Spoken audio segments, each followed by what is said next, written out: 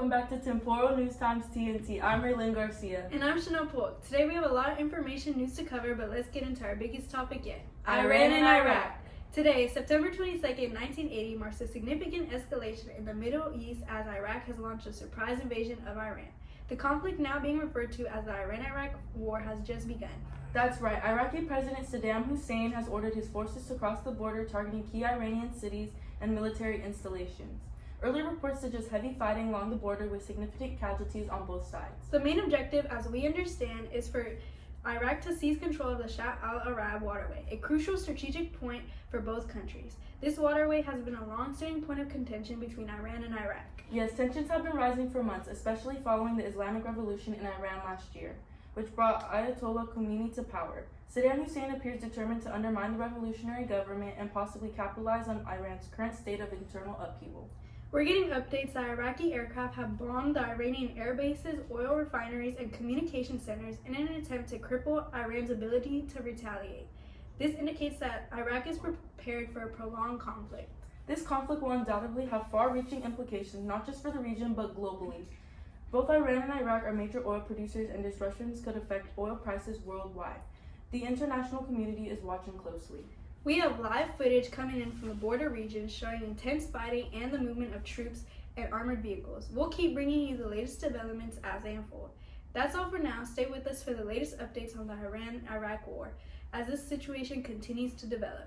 And for our next segment, we'll be looking at Germany attempting to invade Russia. It looks like we have Marcello live on the scene to show us what it's like for the troops on Operation Barbarossa and a weather update as well. Let's see what Marcello has to say. I'm looking at what is called Operation Barbarossa, where Germany is trying to attain more Soviet land on their conquest. The attack was launched on the 22nd. As you can see here, it's harsh weather because we're in the middle of the winter. Hitler has not only prepared his army to fight the Red Army, but also to fight the harsh conditions. As you can see here, there's a lot of dead people around here from the harsh conditions in the harsh winter. Back to you guys. Wow, that seemed really cool. Thanks for that Barbarossa update and weather report, Marcello. Now let's move on to an exclusive interview with inside reports on the assassination of Archduke Franz Ferdinand. We have received news that the heir to the throne of the Austro-Hungary Empire has just been assassinated. Those that killed him were a part of a terrorist group called the Black Hand. What led up to this, and what do you think is going to happen? I mean, this is a huge assassination, especially him being the heir to the throne. Well, we actually have a Bosnian nationalist here today to give us more information on what really went down and how it happened. Let's bring our guests in now. Thank you all for having me. To start off, can we hear what led up to this assassination? Well, us Bosnians felt like we deserved to be free from Austria-Hungary, and we felt it was pretty unfair that Austria-Hungary refused to grant that to us, even when other regions supported our wish like Serbia. When we heard that the heir of the emperor was coming through our region, we had to take the opportunity to show how much we really wanted to be free. So basically, this action was to get Austria-Hungary's attention and show how serious you guys really were? Basically, yes. I wasn't a part of the group that assassinated the Archduke, but I knew the plan and how everything was supposed to go down. The original plan was to kill him on his way into Sarajevo, but the plan ended up failing. Luckily, they were able to catch up to him on his way out, and the plan actually succeeded. Hopefully now the Austria-Hungary Empire will move forward with letting us become a free country.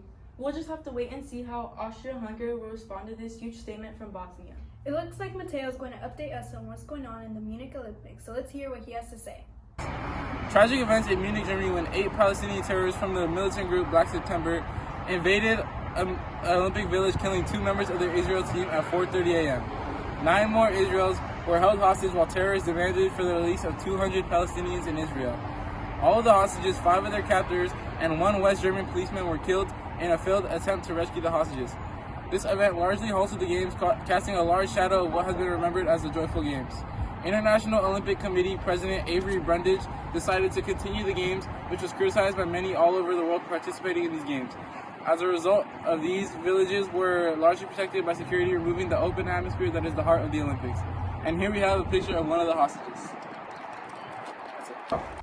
Today we're taking a deep dive into the world of romanticism and exploring various art styles that currently shape our art scenes. Right now, romanticism is making waves as an influential movement that emphasizes intense emotion, individualism, and a deep connection with nature. Artists like Caspar David Friedrich are captivating audiences with their dramatic landscapes that evoke a profound sense of awe and introspection. Friedrich's work, such as A Wanderer Above the Sea of Fog, perfectly embodies the romantic spirit. Impressionism scenes are noticeable for their focus on capturing the fleeting effects of light movement. These artists often seen painting outdoors as a practice known as plein air, which shows the capture of essence and movement of time with quick, vibrant brushstrokes. Surrealism is also captivating the art world, with artists such as Salvador Dali and René Magritte, creating a dreamlike scenes that blur the lines between reality and fantasy. Dali's presence of memory, with its iconic melting clocks, invites the viewer to explore the depths of the subconscious and the nature of time. In contemporary art, abstract expressionism is the forefront, with artists like Jackson Pollock and Mark Rothko making a significant impact. Pollock's strip paintings and Rothko's color-filled works focus on a spontaneous, intuitive creation and the emotional power of color and form. These pieces emphasize the act of painting itself as an expression of the artist's inner experiences. Art continues to evolve and inspire, offering endless ways of seeing to interact with our world. Wherever you're drawn to the emotional power of Romanticism and the abstract complexity of Cubism, there is something for everyone to appreciate in the ever-changing landscape of art. Stay tuned for more insight of the following fantasizing world of art and the culture. That's all for our segment on Romanticism and different art styles. Join us next time as we continue to explore the vibrant world of art and entertainment. Back to you in the studio.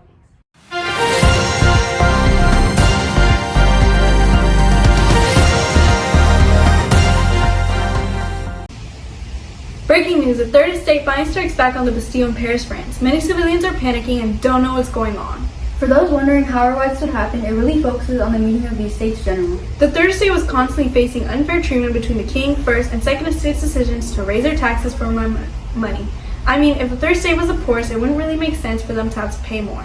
I agree. If I was already going homeless and had a rise in taxes, I would be mad as well. Well, the third estate eventually had enough of this mistreatment and called a national assembly and was basically ignored and laughed at. But instead of backing down like everyone else expected, they decided to take down the Bastille as a huge statement. Today, they signed the Constitution at the tennis courts, and to show the estates not to take advantage of them, taking down the Bastille was like them taking some of the king's power. As of now, many prisoners that were locked in the Bastille have been freed by the third estate. We will have more information soon. Now let's get back to Matteo and Marcello. Good afternoon, ladies and gentlemen. Today we will be discussing a topic that is gripping the world, the intensifying Cold War between the United States and the Soviet Union. As these two superpowers collide in the ideological battle, the global community watches on the sideline with held breath, fearing what comes next. The Cold War, a term used to describe post-World War II rivalry, has turned our world into a high-stakes chessboard where every move is fought with peril. From the race to nuclear supremacy to the ideological tug-of-war over capitalism and communism, the U.S. and USSR seem locked in with the intractable struggle. In Washington, President Eisenhower has emphasized the importance of a containment strategy aimed at preventing the spread of communism. And just this past week, he has shown America's commitment to defending freedom wherever it is threatened, underscoring our support for Western Europe through indicatives like Marshall Plan and NATO. And now we will look at our reporter in Moscow. Meanwhile, in Moscow, Premier Khrushchev's rhetoric has been equally resolute. The Soviet Union is not merely content with its current sphere of influence, but is actively seeking to expand it. From Eastern Europe to Southeast Asia, the USSR is pushing to establish a buffer of social states, challenging Western hegemony. Back to you guys. Thank you, Eliza, for that report from Moscow. One of the most contentious issues remains the arms race. Both nations are assuming vast arsenals of nuclear weapons, each capable of unimaginable destruction. The recent development of hydrogen bombs has only heightened the fears. The doctrine of mutually assured destruction, aka MAD, is meant to deter either side from launching a first strike, but also keeps the world in a state of perpetual fear. Now to the reporter in Berlin, Chanel. In Berlin, the epicenter of Cold War tensions, the city remains divided. The Berlin airlift of 4849 was a clear demonstration of U.S. resolve, but the recent construction of the Berlin Wall is a stark symbol of the Iron Curtain descending from across Europe. Families remain separated, and the wall stands as a constant reminder of the ideological divide. Now back to Matteo Marcello. As we navigate this perilous landscape, it is crucial to consider the human element. Both Soviet and American citizens are living under the shadow of potential conflict. The fear of nuclear annihilation permeates daily life, with school children practicing duck and cover drills and families building fallout shelters. The cultural impact of this conflict cannot be overstated. From the space race with its stunning achievements like Sputnik and the Apollo missions to preservative influence of espionage and propaganda, the Cold War has infiltrated every aspect of our lives. Hollywood films depict spies in nuclear threats, while literature explores themes of dystopia and state control.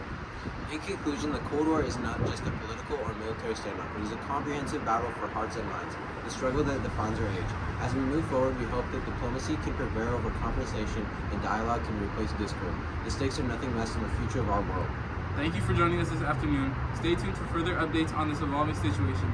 And to follow up on France, there's a brutal punishment by Robespierre for those that don't unconditionally support the revolution. There have been many public executions going on in France right now.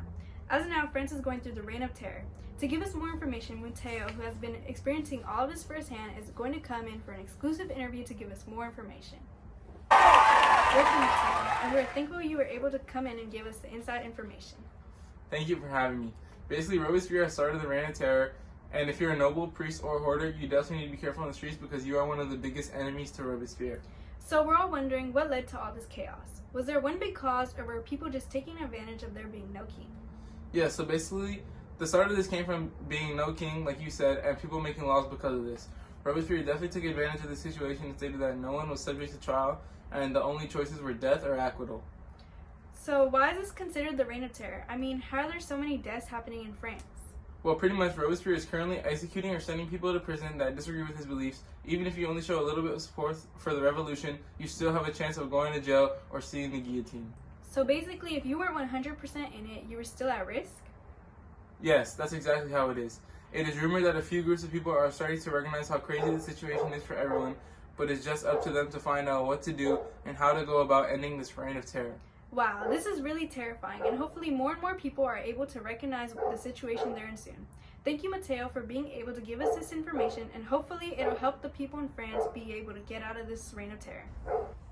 And that's a wrap for today's broadcast on Temporal News Times TNT. Thanks to all who tuned in and to those who shared exclusive information with us on today's topics. Be sure to tune in for tomorrow's broadcast so you won't miss out on the world's current events. I'm Chanel Polk. And I'm Maylin Garcia.